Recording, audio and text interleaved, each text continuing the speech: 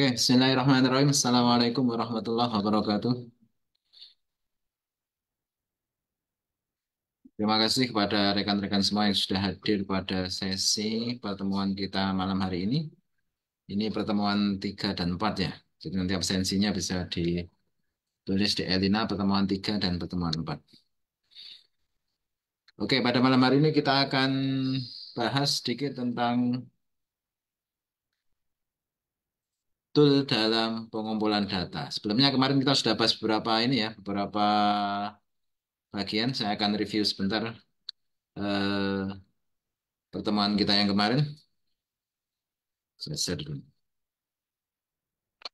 Oke, kemarin kita belajar ini ya. Kemarin kita belajar 20, bukan belajar ya, tapi kita menyajikan 20 tool dalam TGM ya. Nantinya rekan-rekan semua wajib menggunakan dua tool dalam proses pengumpulan data, kemudian satu tool, maksudnya satu tool dalam proses pengumpulan data, kemudian tool yang lain nanti tergantung pada permasalahan yang dibahas ya. Apakah untuk analisis data, apakah untuk pencegahan cacat, perencanaan kualitas, pemecahan masalah, atau untuk implementasi. Nanti sesuaikan dengan eh, case yang rekan-rekan bahas semua ya. Oke, pada malam hari ini kita akan bahas dua dulu, ya tidak terlalu banyak ya. Kita akan bahas dua topik, yaitu lembar periksa atau checklist dan flowchart ya. Kita akan bahas dua materi ini ya malam hari ini, yaitu lembar periksa atau checklist dan flowchart. Plus nanti kita akan praktek bagaimana cara membuat flowchart atau diagram alir. Di Elina juga sudah ada ya, di pertemuan keempat nanti ada tugas untuk membuat flowchart. Lebih bagus kalau itu adalah entitas bisnis yang dijadikan objek atau project dari rekan-rekan semua. Ya, nanti tinggal dibikin flowchartnya. Oke, kita akan langsung masuk ke materi.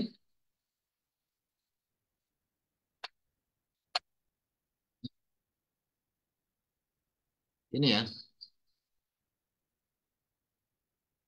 tool dalam proses pengumpulan data.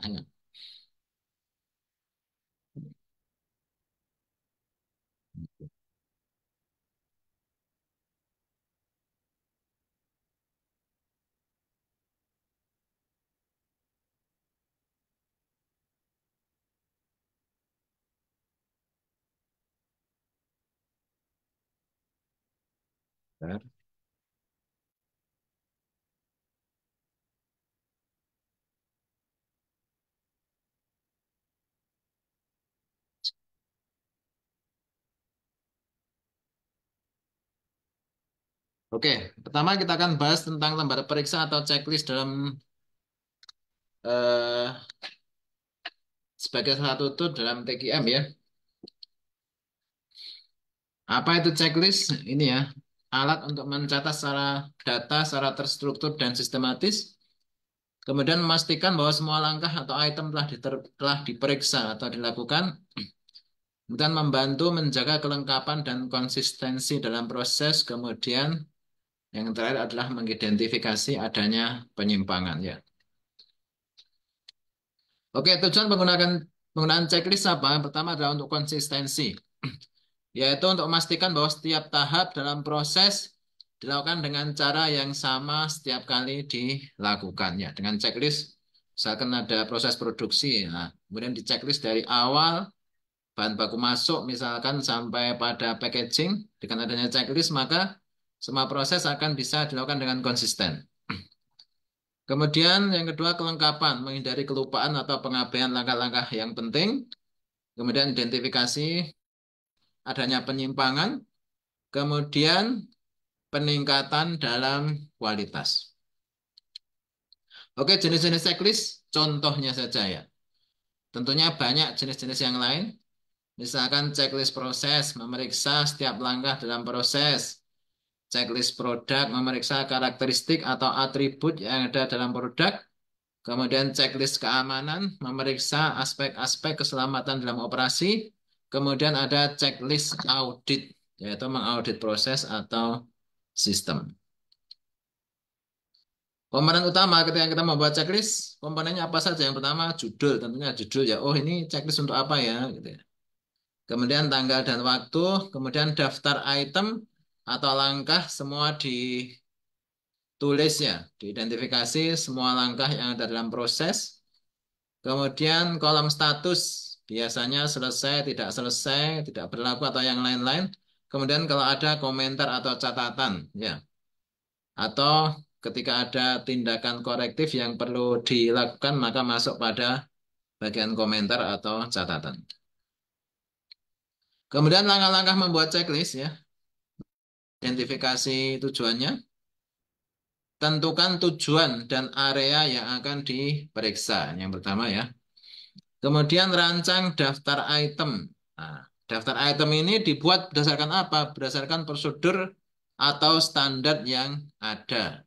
Misalkan perusahaan punya standar produksi dari A sampai Z, maka nah, item, daftar item dalam checklist tentu A sampai Z ya. Kemudian uji coba checklist. Nah, ini di uji coba dulu. Karena checklist ini sebuah instrumen, sebuah alat, maka perlu ada uji coba memastikan bahwa alat ini sudah lengkap dan efektif untuk digunakan. Kemudian implementasi, gunakan checklist sesuai tujuan, kemudian evaluasi dan revisi. Kalau perlu dilakukan, maka perlu dilakukan evaluasi dan revisi. Ini tadi contohnya ya. Pertama ada checklist pemeriksaan kualitas produk, bisa pemeriksaan dimensi produk, bisa pemeriksaan visual untuk mengidentifikasi catat produk, bisa untuk uji fungsi produk atau verifikasi dokumentasi produk ya. Lingkupnya bisa banyak ya. Atau mungkin checklist proses produksi, dia bisa pemeriksaan persiapan mesin, bisa verifikasi bahan baku, pengawasan selama proses produksi, ataupun pemeriksaan akhir produk sebelum produk dikirim. Manfaatnya apa? Pertama, meningkatkan akurasi dan efisiensi. Kemudian memastikan kepatuhan terhadap prosedur dan standar yang telah ditentukan. Dengan checklist tentu, oh ini sudah dilakukan. Item A dilakukan, item B belum dilakukan. Maka nanti harus diupayakan supaya item B akhirnya bisa dilakukan. Kemudian untuk meningkatkan komunikasi, memfasilitasi komunikasi antar tim, yang terakhir mendorong perbaikan berkelanjutan. Checklist termasuk alat sederhana ya, karena dia hanya berikan tanda ya. Nah ini contohnya ya, contoh checklistnya. Checklist pemeriksaan kualitas produk, tanggal, nama pemeriksa. Yang pertama misalkan pemeriksaan dimensi, ukur dimensi produk, panjang, lebar, tinggi, kemudian pastikan sesuai dengan spesifikasi ya. Pemeriksaan visual, periksa apakah ada cacat visual, goresan, retak, ataupun noda. Status, oh sudah dilakukan misalkan. Ya. Atau sudah diperiksa gitu ya. Kemudian uji fungsi, memastikan produk bekerja dengan baik sesuai dengan fungsinya. Kemudian verifikasi dokumentasi. Verifikasi dokumentasi memastikan semua dokumentasi produk manual ataupun sertifikat telah disertakan. Kemudian yang kelima, misalkan pemeriksaan kemasan. Periksa kondisi kemasan untuk memastikan tidak ada kerusakan selama pengiriman. Kemudian keenam, misalkan konfirmasi label produk. Periksa label produk apakah sudah mencantumkan informasi yang benar dan lengkap. Kemudian pemeriksaan aksesoris. memverifikasi bahwa semua aksesoris yang diperlukan telah disertakan. Kemudian tes kualitas bahan, uji kualitas bahan untuk memastikan sesuai dengan standar yang ditetapkan. Kemudian pemeriksaan keamanan, periksa semua aspek keamanan untuk memastikan produk aman digunakan. Yang ke-10, pengesahan akhir, tanda tangan pemeriksa untuk mengesahkan bahwa semua langkah telah diperiksa. Tentunya dengan checklist ini semua item harus diperiksa ya. Oke, berikutnya kita masuk pada diagram alir atau flowchart. Nanti kita akan banyak berlatih bagaimana cara membuat flowchart atau checklist relatif sederhana ya. Oke, yang kedua ada diagram air atau flowchart. Flowchart itu apa? Representasi visual dari langkah-langkah dalam suatu proses. Flowchart artinya atau diagram alir. Dalam bahasa Indonesia diagram alir. Digunakan untuk menggambarkan alur kerja, mengidentifikasi inefisiensi, dan merampingkan proses operasional. Tujuan penggunaan flowchart yang pertama tentu visualisasi proses ya. Dengan flowchart maka setiap tahapan-tahapan nanti digambarkan ya. Akan lebih mudah untuk dipahami ya. Karena bentuknya visual. Kemudian identifikasi inefisiensi, titik-titik inefisiensi atau bottleneck dalam alur kerja, kemudian perbaikan proses, memfasilitasi perbaikan proses. Oke, ini beberapa komponen utama ya.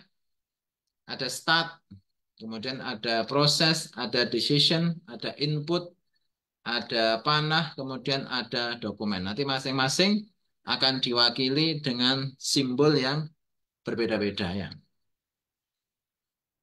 Langkahnya ketika membuat flowchart seperti apa? Pertama untuk identifikasi proses. Apa saja proses yang ada yang kemudian nanti akan dibuat visualnya ya. Kemudian batasan proses, tentukan awal dan akhir dari prosesnya.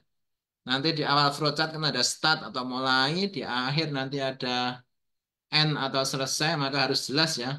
Awalnya dari mana, akhirnya dari mana. Misalkan, oh kegiatan mahasiswa berangkat kampus, tolong di flowchartkan.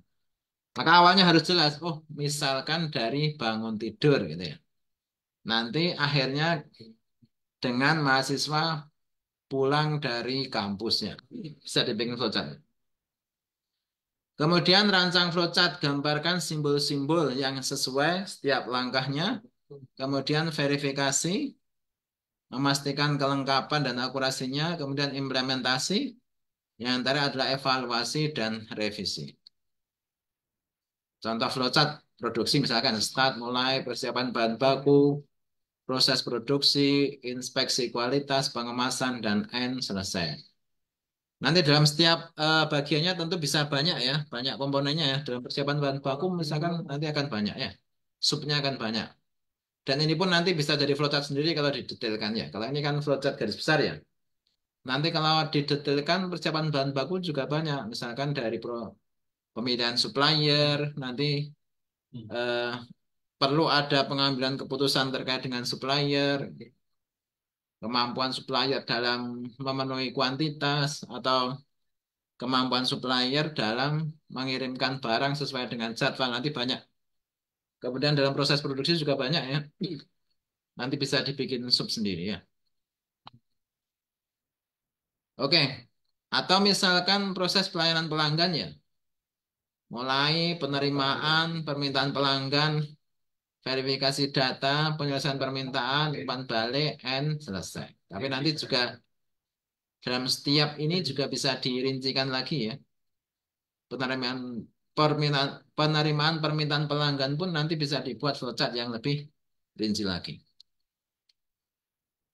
Manfaat flowchart apa? Pertama, mempermudah analisis proses, kemudian meningkatkan efisiensi, memfasilitasi pelatihan bagi karyawan. Misalkan ada karyawan baru yang baru bergabung dengan perusahaan dengan flowchart, maka karyawan akan lebih mudah untuk memahami alur proses yang ada di perusahaannya. Misalkan bergabung bagian cleaning, maka nanti ada flowchart-nya ya. Ketika masuk, apa yang pertama harus dia lakukan, apa-apa nanti sampai terakhir ketika dia pulang, harus dirapikan, harus apa, dan sebagainya. Ya. Kemudian meningkatkan kualitas. Nah, ini beberapa simbol yang ada dalam flowchart ya. Start itu biasanya bentuknya oval. Start atau end, mulai atau selesai, dia biasanya bentuknya oval ya. Oval itu seperti apa? Oval itu, begini ya, oval. Oval itu begini ya kurang lebih ya. Oval. Kemudian yang kedua, nah ini ada persegi panjang ya. Proses dia bentuknya persegi panjang.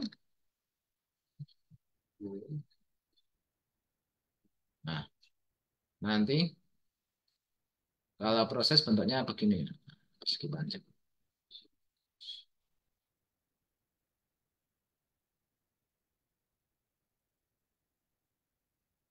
Menunjukkan tindakan atau langkah dalam proses, misalkan persiapan bahan baku atau proses produksi. Kemudian decision, pengambilan keputusan, di sini bentuknya belah ketupat ya, belah ketupat itu seperti itu.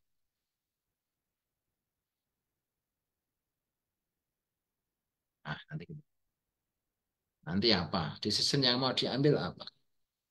Misalkan tadi supplier ya, bisa suplai 1 ton per bulan, 1 ton per bulan, misalkan. Maka nanti, oh bisa, kalau bisa, tahapan berikutnya apa, prosesnya apa? Oh, misalkan tanda tangan kontrak. Kalau tidak bisa, bagaimana? Tidak bisa. Berarti kita kembali pada proses awal, misalkan pencarian supplier, misalkan begitu. Misalkan begitu ya. Nanti baru lagi. Ini namanya decision ya. Bagian ini namanya decision. Nanti kita akan belajar satu-satu ya. Oke, kemudian input atau output parallelogram itu kalau tidak salah.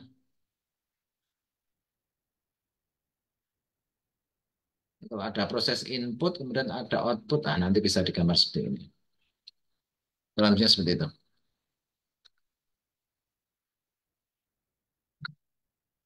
Oke, kemudian kalau panah biasa panah ya, panah ya, panah biasa.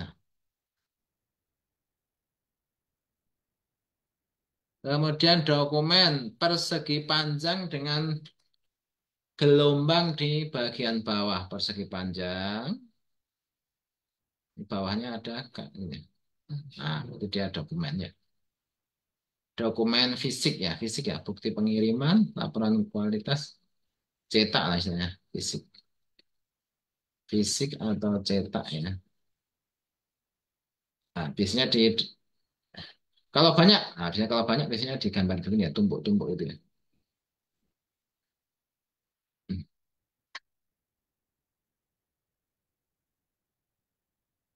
Oke, kemudian predefined proses yang ditentukan. Menunjukkan subproses yang telah ditentukan sebelumnya. Tadi ya, tadi beberapa bagian kan, misalkan persiapan bahan baku, maka nanti dia bisa punya beberapa subprosesnya. Banyak kanan kiri ada garis di kedua sisinya. Oke, kemudian manual input, input manual, trapesium. Trapesium itu bagaimana gambarnya? Trapesium, trapesium. Trapesium ini juga bisa kita lihat di ini ya, MS Word sebenarnya sudah ada di bagian insert gambar itu. Di situ ada tool untuk, nah, misalkan ini.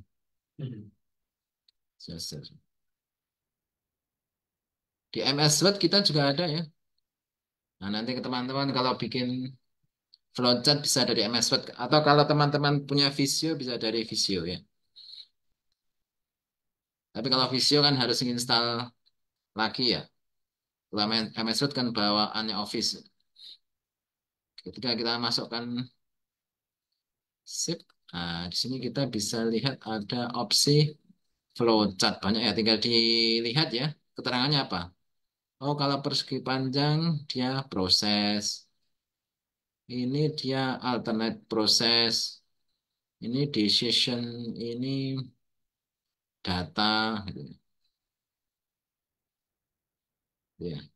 Kemudian ini predefined process. Ini internal storage banyak ya. Nah, ini yang tadi dokumen fisik. Ini yang dokumen fisik dalam bentuk jumlahnya banyak.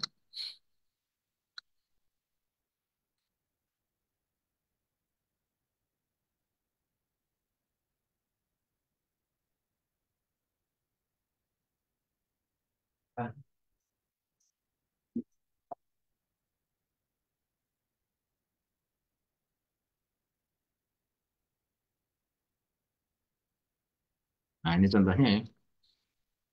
Start mulai yang tadi bentuknya elip ya. Start mulai yang bentuknya elip. Persiapan bahan baku dia bentuknya eh,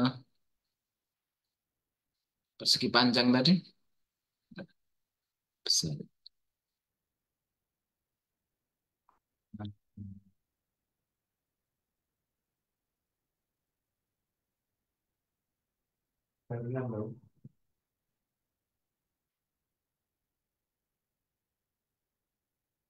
Kemudian inspeksi kualitas dia proses ya.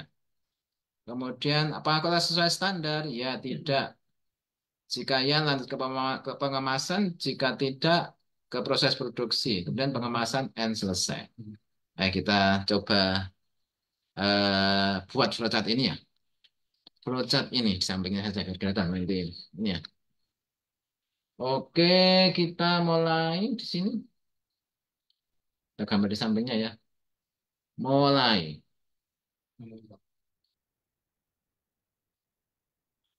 Elip. Kemudian ada proses persiapan bahan baku. Bahan baku kotak ini ya. Terus segi panjang. Proses. Kemudian proses produksi.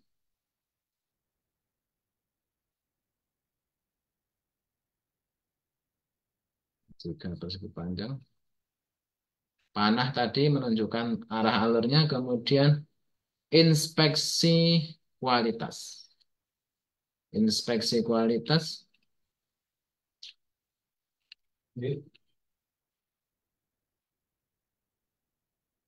Kotak.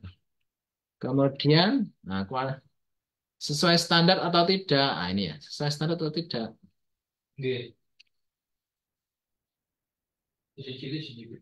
Sesuai standar. Tanda tanya. Kalau iya, ini ya, ya sesuai standar ya, maka lanjut ke pengemasan. Nah, kemudian nanti selesai. Kalau yang tidak sesuai proses produksi, tidak sesuai. Ini tidak sesuai. Maka dia kembali ke atas ya. Kembali ke proses produksi kesehatan. Atau bencong. Ya, kembali ke proses produksi. Mulai, dia bentuknya elip. Ini proses, dia bentuknya persegi panjang. Kemudian ini keputusannya sesuai standar tidak. Kalau iya, lanjut ke pengemasan. Kalau tidak, dia balik ke proses produksi. Oke, ini apa istilahnya? Sederhana ya, sederhana. Contoh yang relatif sederhana. Ya.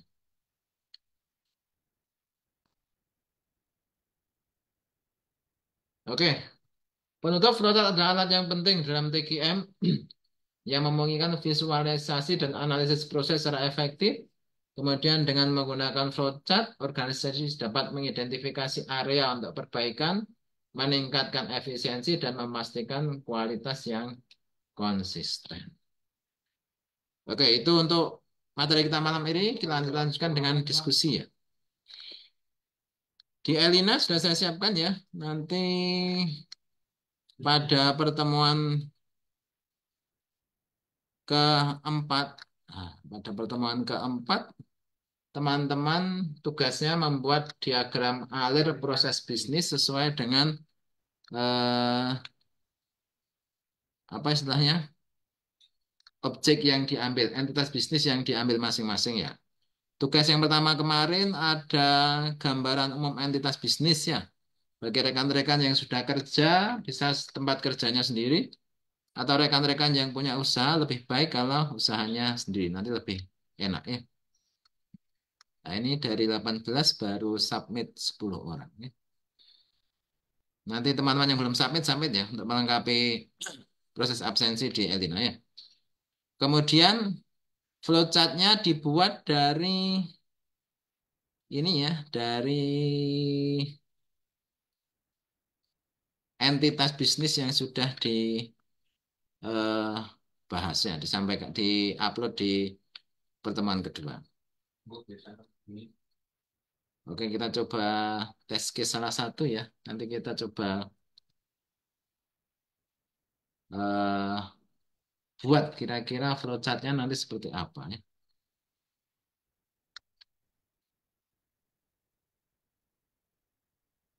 Agak, agak pelan internetnya. View all submission. Teman-teman yang belum upload, upload ya.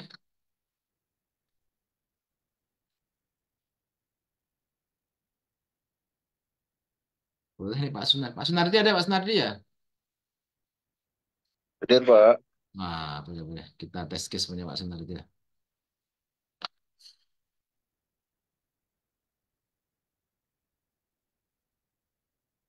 Wow, PT Gas Negara ini layanannya banyak ya negara ini. Perusahaan besar. Hmm. Kalau Pak Sunardi bagian apa Pak Sunardi? Saya di operation, Pak. Operation. Operation itu di produksi apa? Produksi atau di Di kegiatan apa memaintain penyaluran gasnya, Pak. distribusi ya? Betul, Pak. Kalau distribusi itu berdasarkan apa? Pesanan pelanggan atau pesanan ya? Apa?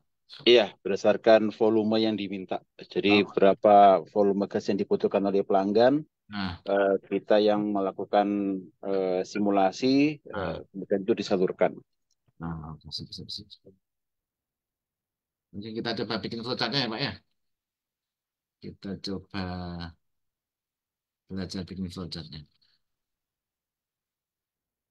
Sebentar saya bikin di sini saja.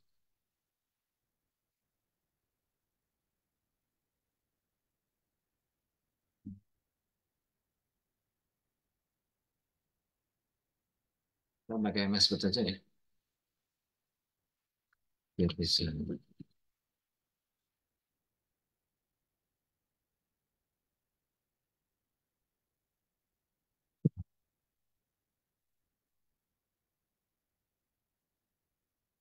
Tapi kebetulan ini Pak Amro, Ya, eh, rencana case yang akan saya ambil di dalam tugas ini kan berkaitan, sudah saya tuliskan di situ Pak ya, berkaitan nah, dengan banyaknya pelanggan yang berhenti pelangganan. Jadi eh, apa faktor yang membuat pelanggan itu berhenti itu sih Pak sebenarnya yang kepingin kita tuliskan di situ. apa yang membuat pelanggan berhenti? Oke, oke. Nanti itu masuk di tool yang kedua berarti ya. Nanti bisa pakai diagram, ada dia isi kawah itu ya, ada macam-macam nanti ya. Ada fishbone diagram, kemudian ada root cause analysis nanti banyak ya. Kalau yang untuk flowchart ini hanya untuk menggambarkan ini ya, proses bisnisnya ya. Tapi nanti kalau untuk pemecahan permasalahan berarti nanti pakai, misalkan bisa pakai, Oh ya, di proses bisnisnya yang di atas itu Pak ya, yang di sebelum permasalahan Pak ya. flowchart hanya untuk menggambarkan prosesnya ya. Jadi kemarin kan dia hanya memvisualisasikan proses-proses yang ada pada pesanan pelanggan misalkan gitu ya. Nah, nanti untuk apa istilahnya pemecahan masalah mungkin bisa pakai yang ini ya, diagram sebab akibat ya nanti ya. Nanti kita akan belajar lagi ya. Sementara kalau sekarang untuk gambaran prosesnya dulu ya. Betul Pak. Kebetulan yang saya pilih di situ sih memang diagram Pareto Pak ya. Nah, bisa. Ah,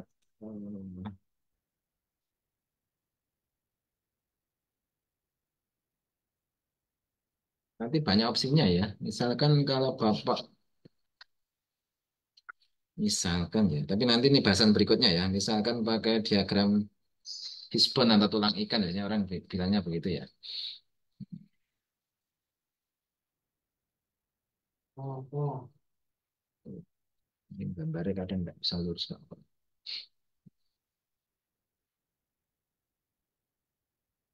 Ya. Pelanggan apa itu pelanggan apa Pak? Tadi Pak. Yang kita ambil pelanggan rumah tangga sih Pak. Salah satu Pelanggan rumah contohnya. tangga yang tidak langganan lagi. Gimana tadi? Berhenti berlangganan. Nah, pelanggan berhenti berlangganan. Nanti kan bisa di itu ya apa? Faktor-faktor penyebabnya bisa diurai lagi ya. Biasanya kan pakai begini ya. Kemudian nanti misalkan ada penyebab satu ya. Nanti penyebabnya itu nanti bisa punya anak lagi ya. Punya anak lagi ya. Atau ada penyebab dua, nanti ada. Ini yang pakai fishbone diagram itu ya. Tapi nanti banyak opsinya ya. Misalkan nanti pakai itu ya. Tapi itu pada bahasan berikutnya ya. Sementara kita akan bahas pada malam hari ini tentang flowchart dulu ya. Diagram alir proses bisnis untuk pemenuhan pesanan pelanggan. Gitu ya, Pak ya. Oke, misalkan kita akan gambarkan dulu. Insert.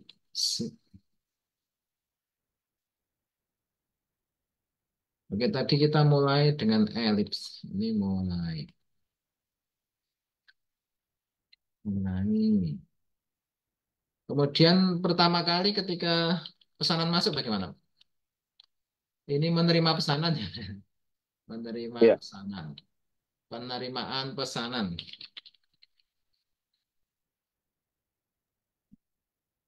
Penerimaan pesanan ini pakai aplikasi atau via langsung Pak biasanya?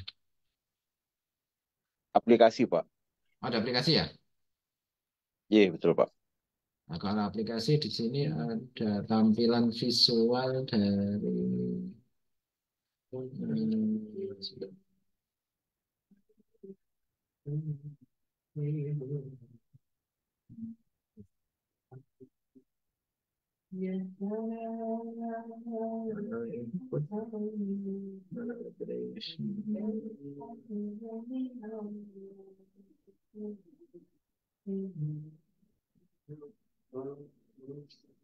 display misalkan dapat dari display nggak masih display display system ya misalkan display system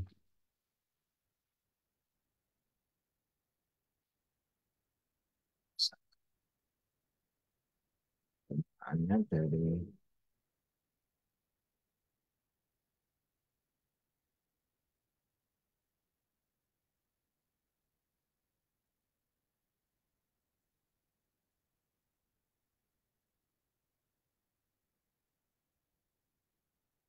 Oke, setelah pesanan penerimaan pesanan langkah berikutnya apa Pak, biasanya? Eh, Proses simulasi. Simulasi apa ini? Proses simulasi ini Pak, ketersediaan alokasinya. Oh, pengecekan ketersediaan bahan ya. Iya betul. Pengecekan hmm,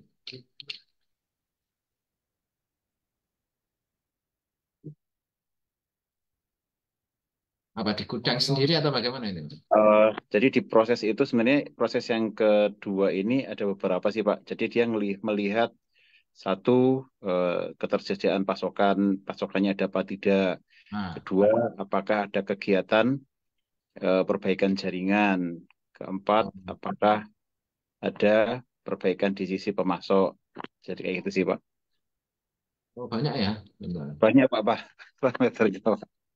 Nah, mungkin nanti kalau terlalu rumit ini juga bisa ya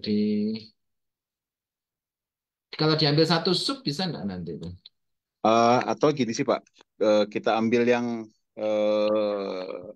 bidang terkecil ya. Contoh kayak eh, permintaan dari rumah tangga tadi itu, Nah, kalau lebih simpel sih Pak, kalau permintaan rumah tangga, ya. dia hanya proses berlangganan, kemudian kebutuhannya dia berapa, Hmm.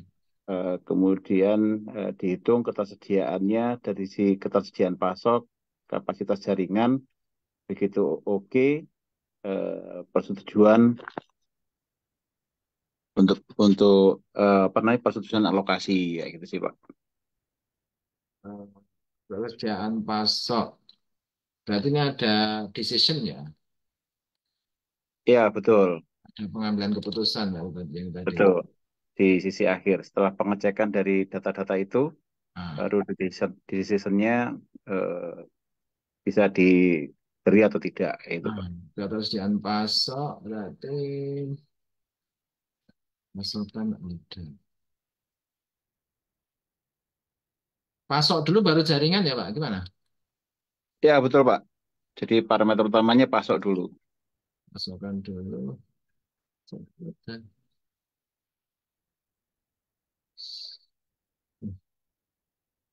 Nah, ini mau saya rada orang.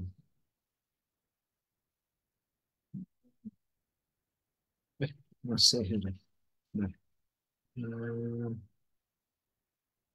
saya gambarnya di sebenarnya. Nah, tadi mau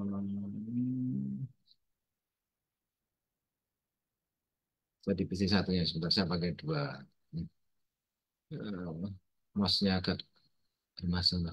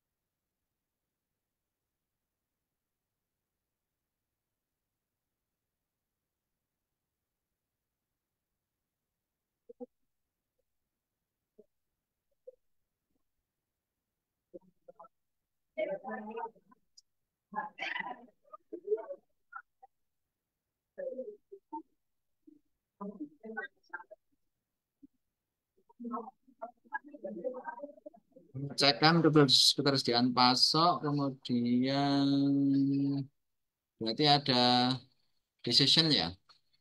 Decisionnya pasok tersedia atau tidak gitu ya. Ya, coba. Hmm, Pasokan tersedia, tersedia.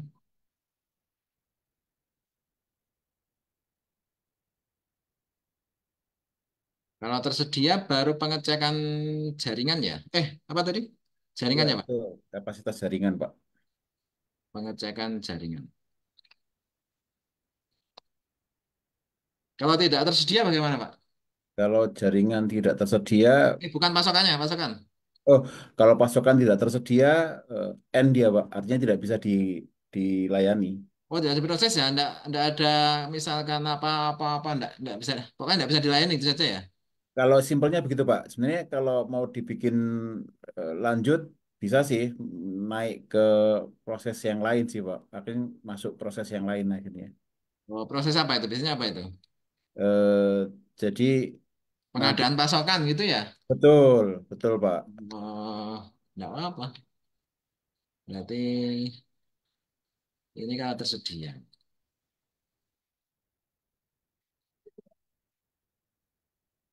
Ini kalau pasokan tersedia,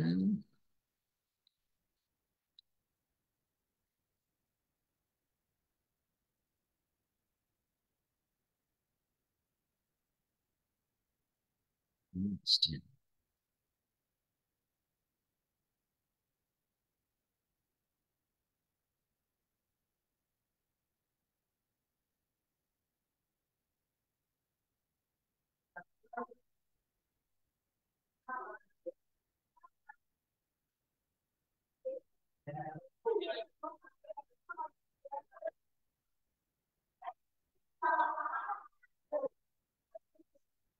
Ini kalau pasokan tersedia, berarti dia ke pengecekan jaringan. Kalau tidak tersedia, berarti ke pemesanan pasokan ya. Betul Pak. Tidak tersedia, oh biar lebih itu.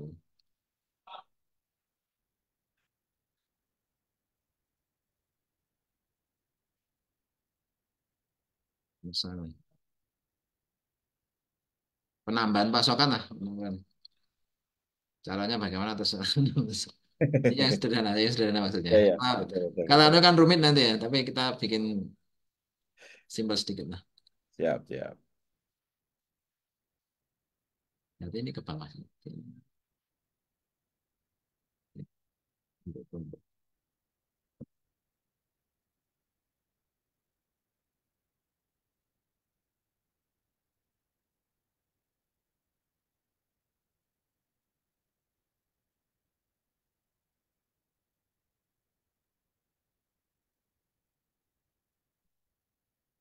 Jadi nanti ketika sudah ada penambahan pasokan, cek lagi ke ketersediaan pasok sampai nanti dia tersedia. Oke, kalau pengecekan jaringan nanti dia kalau tersedia kirim gitu ya. Ya, betul. Kalau tidak tersedia bagaimana, Pak? Kalau tidak tersedia, seandainya ada perbaikan, maka proses perbaikan, Pak. Masuk ke proses perbaikan. Oh, jaringan ini ada sama perbaikan gitu ya. Iya, betul. Jaringan itu maksudnya armada bagaimana, Pak? Eh, Kebetulan kalau kami kan lewat pipa, Pak ya, untuk Oh, pipa, pengaturan. yang pipa ya, Ya, yang ini. Oh, pipa. Tekan jaringan tersedia berarti layani pelanggan gitu ya, kalau tersedia ya. iya, betul. Layani pelanggan.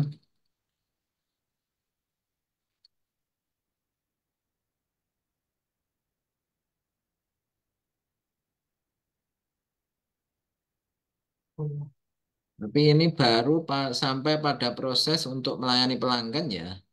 Kalau yang proses akhirnya pelanggan tidak melanjutkan langganan berarti di luar flowchart ini kayaknya ya. Betul, Pak. Betul. Kan di Karena flowchart ini kan hanya sekedar untuk proses melayani pelanggan.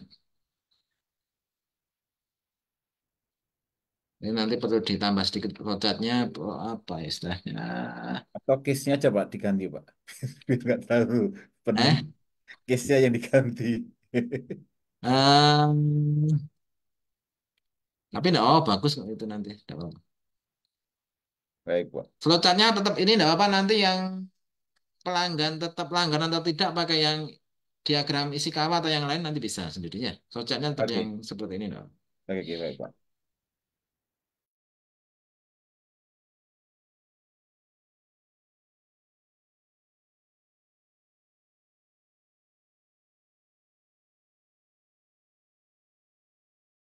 Atau ini Pak, proses proses bisnisnya, proses bisnisnya kan sebenarnya kan kita tidak bicara kendala dulu Pak ya kalau di proses bisnis. Jadi lebih lebih ke arah bagaimana menerima permintaan gitu aja Pak ya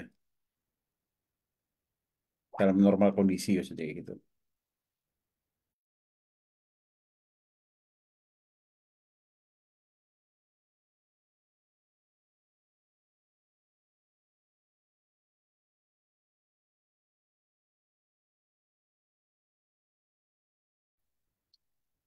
Sebentar, sebentar. Saya habis putus. Habis putus. Oke, kita sampai sini tadi ya. Misalkan jaringan tersedia langsung layani pelanggan. Kalau misalkan jaringan tidak tersedia, gimana Pak? Apa penyediaan jaringan? Penyediaan jaringan, betul. Gitu ya.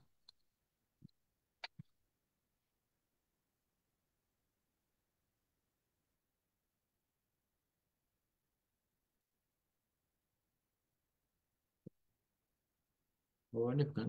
Ini tersedia, iya. Tidak. Belum.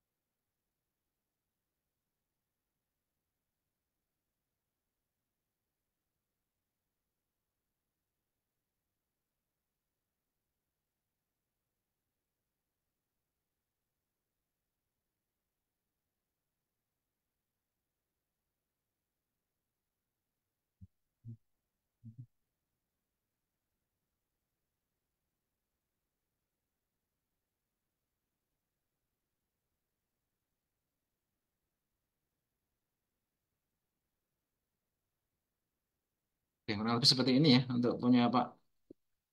Ini hanya untuk flowchart penerimaan pesanan pelanggan ya. Ya, Flowchart penerimaan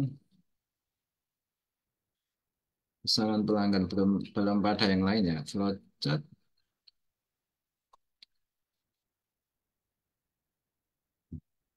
Biasanya perusahaan juga sudah punya, tapi kita coba menggambarkan dengan lebih sederhana. Mestinya tidak sederhana sesederhana ini ya dari perusahaan ya. Prosesnya kan banyak. betul, Pak. Oke, untuk malam ini satu test case dulu ya. Ayo, tes case dulu. Nanti minggu depan kalau mau ada yang diskusi enggak apa-apa ya. Oke, nanti teman-teman coba buat flowchart sesuai dengan eh, bisnis masing-masing ya dijadikan sebagai objek objek kajian, objek pembahasan, dibuat flowchartnya. Nah, ini untuk kalau flowchart ini untuk ini penggambaran pengumpulan data ya, wajib awal ya. Kemudian nanti satu lagi nanti banyak opsinya, ada diagram sebab akibat, nanti ada scatter diagram, kontrol statistik ada banyak ya. Nanti akan kita bahas tapi kelihatannya tidak memungkinkan semua. Nanti akan kita bahas beberapa saja. Nanti bisa dipraktekkan untuk eh, tool yang kedua. Jadi dalam tugas rekan-rekan yang nanti akan dipresentasikan, kita akan bikin seminar ya di akhir perkuliahan ya. Nanti tanggal 31 Agustus insya Allah kita akan bikin seminar. Masing-masing rekan mahasiswa mempresentasikan hasil pengerjaannya, tidak ada tanya jawab ya. Santai saja, tidak ada tanya jawab, nanti langsung presentasi ya. Tidak ada tanya jawab, dipresentasikan. Tool yang dipakai, pertama pilih salah satu tool pengumpulan data, wajib pilih salah satu ya. Kemudian dari ini ada 4, kemudian ada sisanya ada 16 tool, nanti bisa dipilih sesuai dengan permasalahan yang ada ya. Kalau punya Pak Sunardi kita cocok yang untuk analisis data ya. Kenapa pelanggan mereka berhenti berlangganan? Nah, nanti dari analisis data bisa di ini ya. Bisa statistik, bisa atau pakai sebab akibat bisa ya. Ada dua yang bisa digunakan ya. Oke, saya kira itu dulu pertemuan kita pada malam hari ini. Pertemuan singkat tapi mudah-mudahan bermanfaat untuk kita semua ya. Yang penting nanti prakteknya. Praktek nanti kalau ada kesulitan minggu depan akan kita bahas ya. Ada kesulitan dalam pembuatan flowchart minggu depan akan kita bahas bersama. Ada pertanyaan sampai di sini? Screenshot upload di Elina 2 kali ya. Pertemuan 3 dan pertemuan 4. Minggu depan akan kita masuk ke materi yang tool tadi ya. Eh, akan kita pilih beberapa tool yang biasa digunakan dalam TGM yang untuk baik analisis data, pencegahan cacat, perencanaan kualitas, pemetaan masalah ataupun untuk implementasi ya. Nanti akan kita bahas eh, tidak bisa semuanya karena waktu kita terbatas. Kan kita bahas beberapa nanti terus kita praktekkan implementasikan pada studi kasus rekan-rekan mahasiswa semua. Ada pertanyaan? Monggo silakan. Kelihatannya mudah kok. Mudah, nanti bisa dipraktekkan. Punya Pak Sunardi saya share untuk contoh ya. Enak Pak Sunardi ini sudah. Jadi Makasih, Pak. nanti setiap pertemuan kita akan studi kasus langsung praktek ya. Supaya nanti lebih mancep ya. Lebih mudah diingat, lebih mudah dipahami, lebih mancep lah. Ilmunya insya Allah lebih mancep kalau dengan praktek.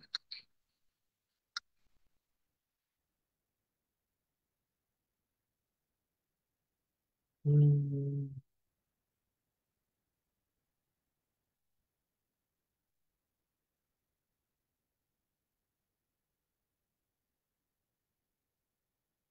Oke, saya kira cukup sekian dulu. Terima kasih atas kehadiran dari rekan-rekan semua. Nanti link video malam ini kebetulan saya live kan, nanti saya share. Bisa dilihat-lihat lagi kalau ada yang perlu dikaji lagi. Tapi kelihatannya relatif masih sederhana.